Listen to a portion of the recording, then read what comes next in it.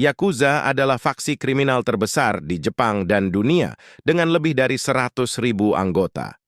Kata Yakuza berarti tidak ada gunanya, diyakini berasal dari nama yang diberikan kepada tangan yang tidak berharga dalam permainan kartu Jepang yang mirip dengan bakarat atau blackjack. Memang benar, kartu Yakuza 893 jika dijumlahkan memberikan kemungkinan total terburuk dalam permainan Jepang yang disebut Oichokabu ini. Ini adalah kombinasi permainan yang kalah menyiratkan bahwa Yakuza adalah pecundang, orang buangan dari masyarakat. Meski mafia ini berasal dari Jepang, namun sejarahnya masih banyak menimbulkan pertanyaan mengenai asal-usul anggotanya. Yakuza pertama kali muncul pada zaman Edo. Fakta sejarah menyebutkan kemunculan mereka sekitar abad ke-8 sebagai keturunan Kabukimono, samurai yang bekerja di bawah shogun pada era Tokugawa. Pembentukan Pax Tokugawa menyebabkan orang-orang ini menjadi pengangguran sehingga mendorong mereka menjadi penjahat. Mereka melakukan berbagai kekejaman terhadap orang-orang Jepang dan dikenal karena kemewahan dan keterampilan mereka dalam ilmu pedang. Namun, tidak ada sumber tertulis yang memberikan bukti nyata adanya hubungan antara Yakuza dan para penjahat tersebut. Para Yakuza sendiri mengaku sebagai keturunan langsung dari kelompok Machiyako, pelayan kota. Untuk melindungi diri mereka dari pelanggaran yang dilakukan oleh para samurai, ronin, yang gugur ini, beberapa orang akan membentuk kelompok main hakim sendiri. Dari pembela kaum tertindas inilah Yakuza mengambil adat istiadat mereka, seperti Yubitsume dan Irezumi. Dengan demikian, muncullah dua kasta yang berbeda.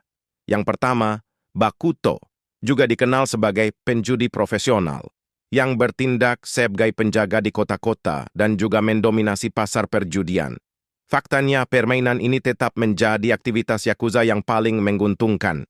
Yang kedua, para tekia yang banyak ditemui di jalanan sebagai pedagang kaki lima, menjual berbagai macam barang dengan harga murah. Mafia Jepang hanya melakukan sedikit pembunuhan atau pencurian. Ia terlibat dalam pemerasan, penggelapan, prostitusi, perjudian, pencucian uang, perdagangan senjata, dan narkoba.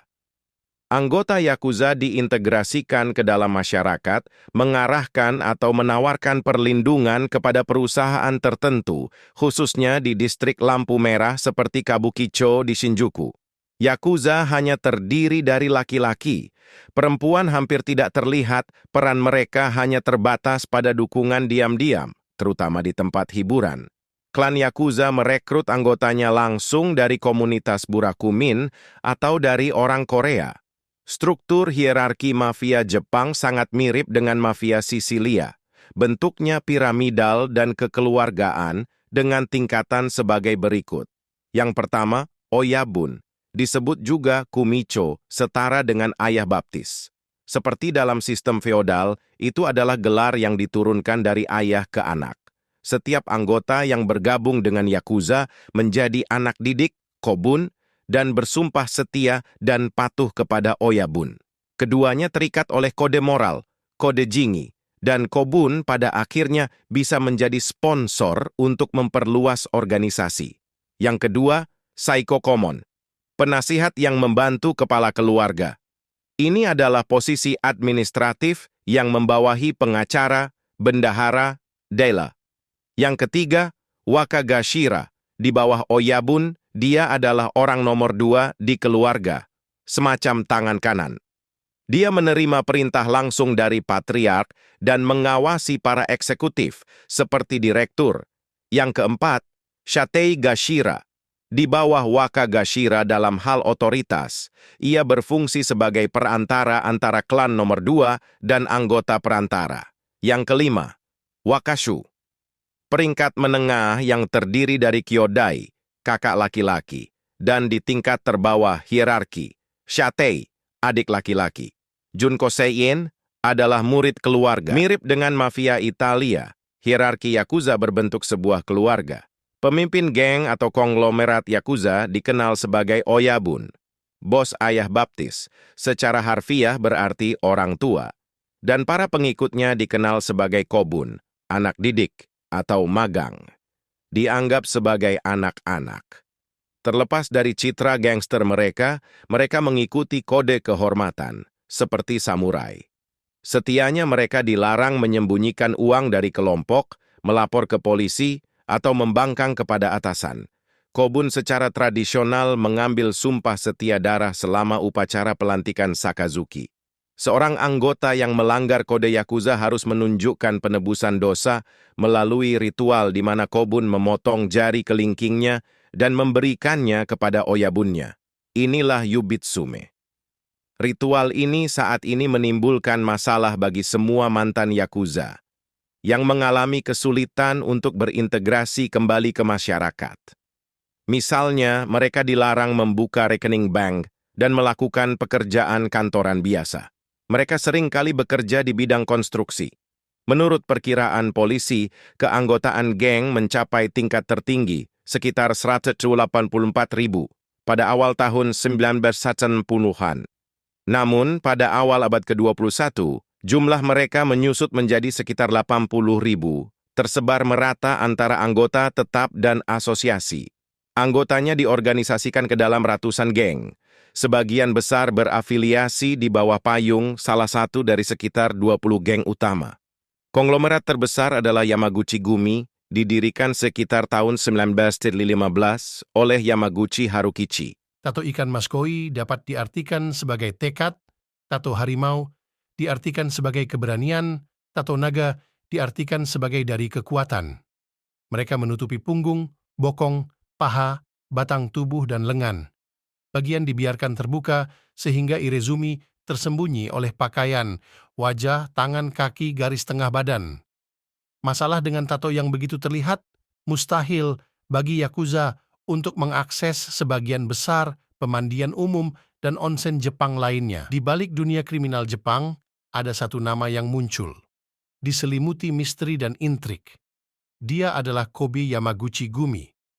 Muncul sebagai sindikat kejahatan terorganisir yang tangguh. Asal-usulnya dimulai pada tahun 2005 ketika terpecah dari Yamaguchi Gumi yang terkenal kejam, kelompok Yakuza terbesar, dan paling dominan di Jepang. Pembentukan Kobe Yamaguchi Gumi menandai momen penting dalam lanskap kriminal Jepang yang menyebabkan sengketa wilayah dan perebutan kekuasaan yang telah memikat imajinasi bangsa ini. Dengan operasi rahasia dan kepemimpinannya yang penuh teka-teki, faksi ini telah menarik perhatian baik dari penegak hukum maupun para pengamat yang penasaran.